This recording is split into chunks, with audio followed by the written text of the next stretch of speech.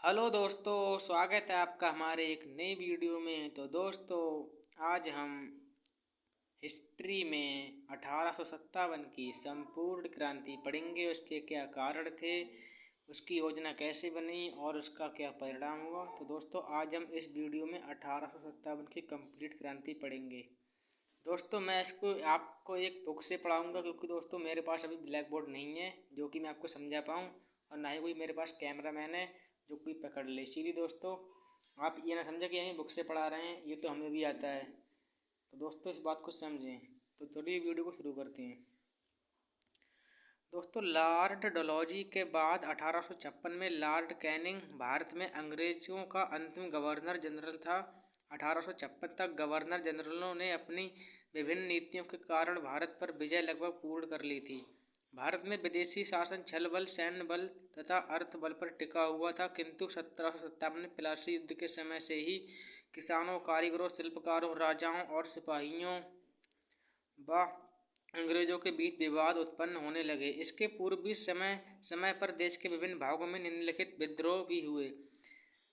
सन्यासियों एवं फकीरों द्वारा धार्मिक पुनरुत्थान के लिए बंगाल का विद्रोह, सिपाहियों का विदेशी शासकों एवं विदेशी प्रशासन के विरुद्ध विद्रोह, मध्य प्रदेश में भील, बंगाल, बिहार में संतालों, उड़ीसा में कोल, गोंड तथा मेघालय की खासी आदि जनजातियों का अंग्रेजों के शोषण विरुद्ध विद्रोह। लेकिन इन विद्रोहों के स्थानीय होने के कारण तथा पारस्परिक समन्वय के अभाव के कारण अंग्रेजों द्वारा आसानी से इनका दमन कर दिया गया। इसके बावजूद अंग्रेजों की दमन नीति के खिलाफ भारतीय क्रांतिकारियों का विद्रोह जारी रहा और सन 1857 में व्यापक रूप से विद्रोह की योजना बनाई गई। अंग्रेजों के खिलाफ इस प्रकार के विद्रोह को सन 1857 की क्रांति के नाम से जाना जाता है। इस जन असंतोष ने उत्तर तथा मध्य भारत में ब्रिटिश राज को कुछ समय के लिए लगभग समाप्त कर दिया था। सन 1857 की क्रांति लगभग 150 वर्षों में अंग्रेज शासकों ने सभी भारतीय संस्थाओं में राजनैतिक, धार्मिक, सामाजिक, न्यायिक दखल दिया। इससे भारत में प्रभुत्व वर्ग वालों को सीधे ठेस पहुंची और शासक एवं जनता के बीच संदेह का माहौल बन गया। सन 1857 की क्रांति के निम्नलिखित कारण थे। तो दोस्तों, आप देखते हैं 1857 की क्रांति के क्या क्या कारण थे। तो दोस्तों, इसमें पहले हैं हमारे आर्थिक कारण। दोस्तों, क्या क्या इसके आर्थिक कारण थे। ब्रिटिश औपनिवेशिक शक्ति भारतीय उपनिवेशों की अर्थव्यवस्था को अपनी अर्थव्यवस्था का पूरक बना रही थी, अर्थात भारत उपनिवेशवाद राज्य इंग्लैंड विदेशी साम्राज्य को आवश्यकता अनुसार अपना कच्चा माल कपास नील देता। अब दोस्तों, जो कारण इसके बिंदुओं में दिए हुए हैं, इस कच्चे माल से मशीनों से ज़्यादा सस्ती वस्तु बनाकर हमारे देशवासियों को ऊंचे मूल्य पर बेचते। ऊंची दरों पर करों के कारण भारतीय वस्त्र उद्योग निर्यात बहुत प्रभावित हुआ। भारतीय शिल्प की दशा बिगड़ती गई। अंग्रेजों ने इसके विकास के लिए बिल्कुल ध्यान नहीं दिया। अंग्रेज शासकों ने भारतीय कुटीर उद्योग को तहस नहस कर दिया। इससे भारत के उद्योग की स्थिति शीघ्र क्षीण हो गई और भारतीय कारीगरों की दशा खराब होती चली गई। अकाल एवं गरीबी के कारण किसानों में असंतोष था। बढ़े हुए लगान वसूलने के कारण किसान क्षुब्ध थे। सेना से हटाए गए सैनिक भी अंग्रेजों के शत्रु हो गए। शिक्षित भारतीयों को उच्च पदों पर नहीं नियुक्त किया जाता था। उन्हें अंग्रेज कर्मचारियों की तुलना में बहुत कम वेतन दिया जाता था। अगले दोस्तों है हमारे राजनीतिक कारण। यद्यपि भारत में राजनीतिक सत्ता वास्तविक रूप में अंग्रेजों के हाथ में थी, फिर भी शासन दिल्ली के मुगल बादशाह के नाम पर ही चलता था। वह देश की एकता का प्रतीक था। अंग्रेजों ने तत्कालीन मुगल सम्राट बहादुर शाह जफर, दोस्तों ये तस्वीर है बहादुर शाह जफर की, बहादुर शाह जफर के साथ अपमानजनक व्यवहार किया। 1835 ईस्वी में कंपनी के सिक्कों से मुगल सम्राट का नाम हटा दिया गया। लॉर्ड डलहौजी की विलय नीति के तहत देशी राज्यों को ब्रिटिश राज्य में किसी न किसी बहाने मिला लिया जाता था। इससे सभी देशी राज्य आतंकित हो गए, उनका अस्तित्व भी संकट में पड़ गया। अंग्रेजी शासन एक पक्षीय निर्णय लेता था जिससे उनका विदेशीपन एवं नीयत सुस्पष्ट हो गई। इस नीति के कारण सतारा, झांसी, नागपुर और दूसरे राज्य अंग्रेजों को कब्जे में आ गए थे। डलहौजी ने पेशवा बाजीराव के दत्तक पुत्र नाना साहब की वार्षिक पेंशन भी बंद कर दी थी, जिससे नाना साहब तथा अन्य राज्य अंग्रेजों के कट्टर शत्रु हो गए। आगे दोस्तों, डलहौजी ने कुशासन के कारण अवध को अपने साम्राज्य में मिलाने के बाद सिपाहियों को हटा तो दिया, लेकिन उन्हें कोई रोजगार नहीं दिया। इससे उनके मन में अंग्रेजों के प्रति नफरत हो गई। अंग्रेजों द्वारा जमींदारों तथा तालुकदारों को भूमि का मालिक बनाया गया और उन्हें मनमाने लगान वसूलने की छूट दी गई, जिसके कारण किसानों में असंतोष था। ब्रिटिश न्याय प्रणाली भारतीय कानून की अनदेखी करती थी। यह प्रणाली भारतीयों के लिए बड़ी खर्चीली, पेचीदी और लंबी प्रक्रिया थी। इसके अलावा भारतीय शासन में ऊंचे पद प्राप्त नहीं कर सकते थे, उनकी योग्यता का आदर नहीं होता था, जिससे भारतीयों के बीच अविश्वास व असंतोष बढ़ता गया। अंग्रेजों द्वारा लगाए गए तमाम तरह के बंधन और अपमान भारतीयों के लिए असह्य हो गए थे। अब दोस्तों हम देखते हैं इसमें सामाजिक और धार्मिक कारण। अंग्रेज भारत की अशिक्षा, सामाजिक अनेकता तथा व्याप्त कुरीतियों के साथ साथ आर्थिक पिछड़ेपन और भारत पर शासन अधिकार स्थापित होने से भारतीयों को तुच्छ समझते थे। सामान्य लोगों को पाश्चात्य शिक्षा दिलाना भारतीयों को ईसाई बनाने की अंग्रेजी की चाल समझी जाने लगी। अंग्रेजों द्वारा प्रारंभ की गई रेल और डाक व्यवस्था को भारतीयों ने अपने धर्म के खिलाफ तथा ईसाई धर्म के प्रचार प्रसार की चाल समझा। ईसाई मिशनरी हिंदू और मुसलमानों का धर्म परिवर्तन करने लगे तथा हिंदू धर्म तथा इस्लाम की खुली निंदा करने लगे। ब्राह्मण तथा मौलवी पाश्चात्य शिक्षा के प्रसार व प्रभाव के कारण अपनी पकड़ तथा प्रभाव को कम होने की आशंका करने लगे। सन 1850 में कंपनी ने एक कानून पास किया, जो ईसाई हो जाएगा उसे उसके पैतृक संपत्ति का भागीदार बनाया जाएगा। इसे हिंदुओं द्वारा अपना अपमान समझा गया। इसके बाद दोस्तों हमारे सैन्य कारण। दोस्तों सेना में भारतीयों के साथ भेदभाव किया जाता था, उन्हें ऊंचे पदों पर नहीं रखा जाता था, उनका वेतन एवं सुविधाएं अंग्रेज सैनिकों की अपेक्षाकृत कम थीं। अंग्रेजों ने नई राइफलों का प्रयोग किया, जिनमें लगाए जाने वाले कास्तूरों में गाय एवं सुअर की चर्बी लगी होने की अफवाह फैली। इससे हिंदुओं और मुसलमानों दोनों की धार्मिक भावनाओं को ठेस पहुंची और इस बात ने भी अंग्रेजों के खिलाफ विद्रोह में चिंगारी का काम किया।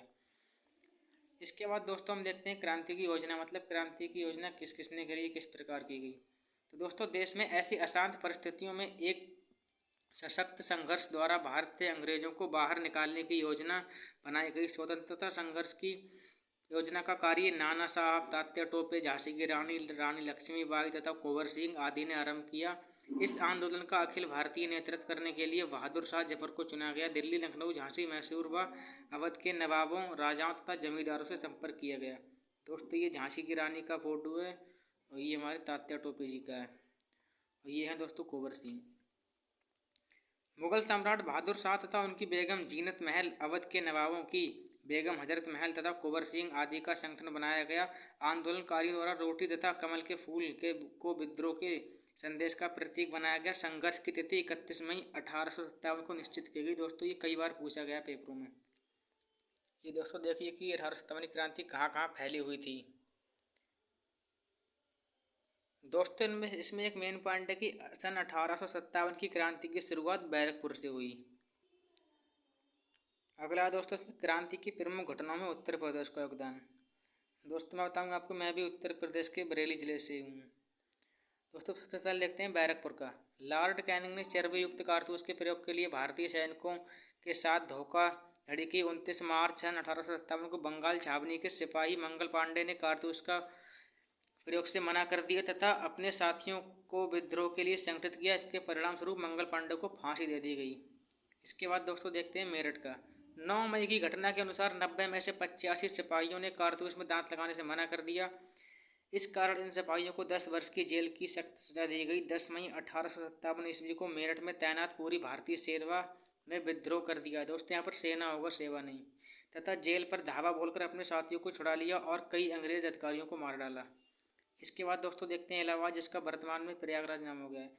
जून 1857 ईस्वी में लियाकत अली के नेतृत्व में क्रांति का बिगुल बजा, लेकिन जनरल नील ने इस क्रांति का दमन कर दिया। आगे दोस्तों हम देखते हैं फैजाबाद का। 1857 ईस्वी के स्वतंत्रता संग्राम का फैजाबाद में नेतृत्व मौलवी अहमद उल्ला ने किया।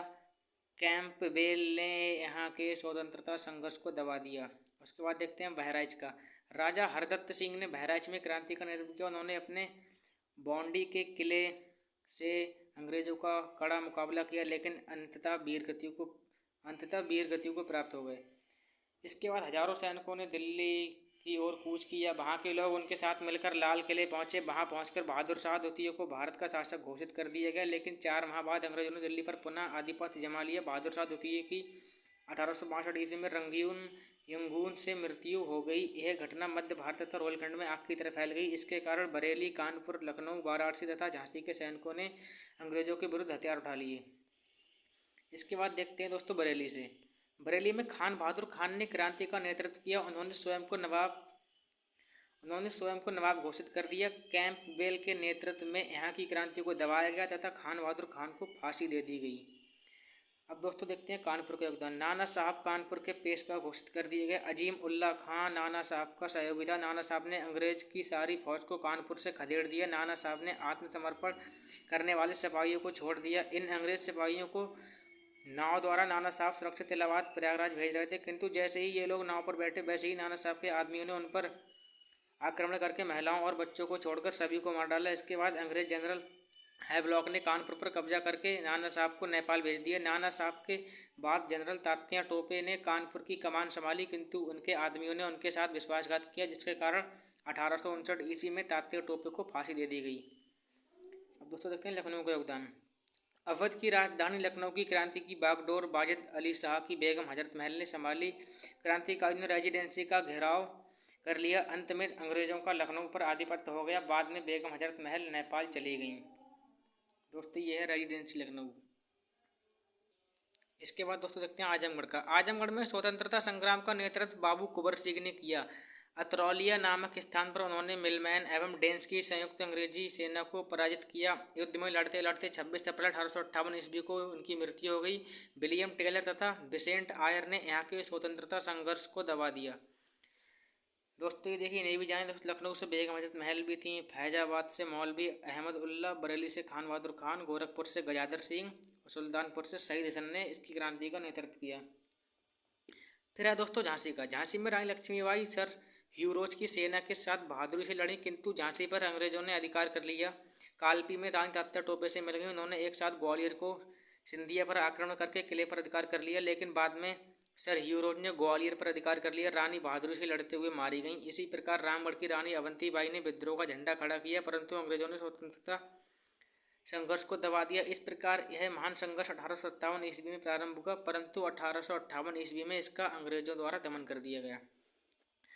अब दोस्तों देखते हैं क्रांति की असफलता के कारण क्यों ये क्रांति असफल हुई। इसके कारण हमारा भारत तो पूरी तरह से आज़ाद नहीं हुआ, तो इसके असफलता क्या कारण थे। यद्यपि भारतीयों ने बड़ी वीरता से अंग्रेजों के विरुद्ध लड़ाई छेड़ी थी, फिर भी उन्हें आशातीत सफलता नहीं मिली। इसके मुख्यतः निम्नलिखित कारण थे। इस संग्राम की सफलता का मुख्य कारण भारतीयों में समन्वय का अभाव होना था। कुछ प्रांतों के शासकों ने तो अपने राज्यों की सुरक्षा के लिए अंग्रेजों का साथ दिया। प्रमुख रियासतों के राजाओं का सहयोग न मिलना भी असफलता का प्रमुख कारण था। यदि इंदौर, ग्वालियर और हैदराबाद के नरेश क्रांतिकारियों का साथ देते तो शायद स्थिति कुछ और ही होती। क्रांति में योग्य एवं कुशल नेतृत्व का अभाव था। बहादुर शाह विद्रोह के समय लगभग 80 वर्ष के थे। प्रत्येक क्रांतिकारी नेता ने अपने ढंग से क्रांति का संचालन किया। दोस्तों ये चित्र दिखाया गया है अंग्रेज सैनिकों का भारतीयों से युद्ध के मामले में।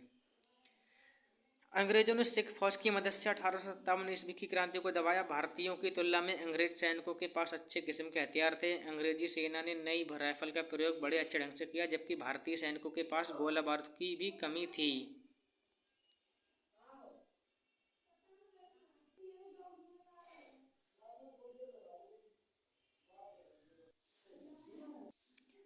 अब दोस्तों देखते हैं हम क्रांति के परिणाम।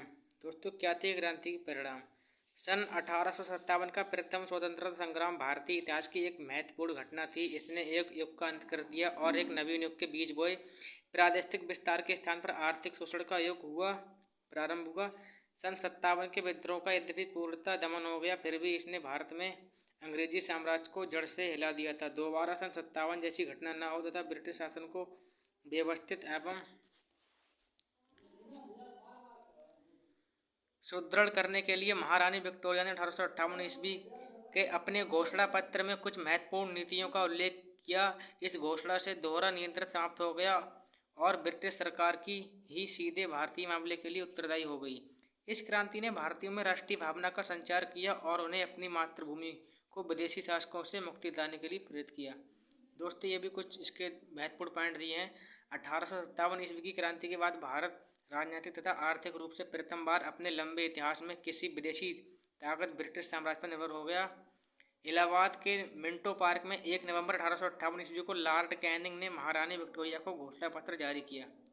दोस्तों इसके जो शब्द अर्थ हैं कुछ, दत्तक पुत्र इसका मतलब होता है गोद लिया हुआ पुत्र। अगला है कच्चा माल, प्रकृति खेतों या भूमि के अंदर से प्राप्त होने वाली वस्तुएं कच्चा माल कहलाती हैं। कारखानों में या यंत्र द्वारा जब उसका रूप परिवर्तित हो जाता है तो वह तैयार या निर्मित माल कहा जाता है। दोस्तों इसकी है भूगोलवीय प्रश्न। 1857 ईस्वी की क्रांति की तिथि निश्चित की गई। दोस्तों हमने पढ़ा था अभी 31 मई 1857, तो इसका ये ऑप्शन सही है। अगला है बहादुर शाह द्वितीय की मृत्यु हुई, तो दोस्तों रंगून में हुई। इसमें दिया दोस्तों 1835 ईस्वी में कंपनी के सिक्कों से किसका नाम हटा दिएगा। तो दोस्तों इसमें बहादुर शाह जफर जी का नाम हटा दिया गया। अगला है सन 1857 क्रांति की शुरुआत कहाँ से हुई, तो दोस्तों ये हुई बैरकपुर से। बंगाल छावनी के किस सिपाही ने कारतूस का प्रयोग करने से मना कर दिया, तो दोस्तों ये किया था मंगल पांडे जी ने मना। अगला है 1857 क्रांति के 4 कारण लिखिए, तो दोस्तों हम लिख सकते हैं, अभी हमने पढ़ा था। 1857 ईस्वी की क्रांति की असफलता का कारण वो भी हमने पढ़ लिया है। और 1857 ईस्वी क्रांति की प्रमुख घटनाओं के बारे में लिखिए। दोस्तों क्या क्या घटनाएं, यही सब कारण वगैरह लिखना है, बाकी हमारा क्वेश्चन पूरा हो जाएगा। तो दोस्तों ये थी आज हमारी 1857 की कंप्लीट क्रांति। दोस्तों आप इससे अपने नोट्स भी प्रिपेयर कर सकते हैं शॉर्ट में। ये तो खैर इसमें बहुत बड़ा दिया है, इतना बड़ा पूछता नहीं है, पर दोस्तों लाइन इसकी एक एक मजबूत इम्पोर्टेंट है, क्योंकि यह भारत का प्रथम स्वतंत्रता संग्राम के नाम से जाना जाता है। तो दोस्तों यदि आपको वीडियो पसंद आई हो तो प्लीज़ चैनल को सब्सक्राइब एंड वीडियो को लाइक करें। और दोस्तों आपके सहयोग से ही हम अगले बढ़ पाएंगे, क्योंकि अभी मेरे पास बोर्ड वगैरह कुछ नहीं है जो मैं आपको किसी पे पढ़ाऊँ। तो दोस्तों आज के लिए इतना ही। कमेंट करें कि आपको वीडियो कैसी लगी और नेक्स्ट वीडियो किस टॉपिक पे चाहिए। Thank you, bye.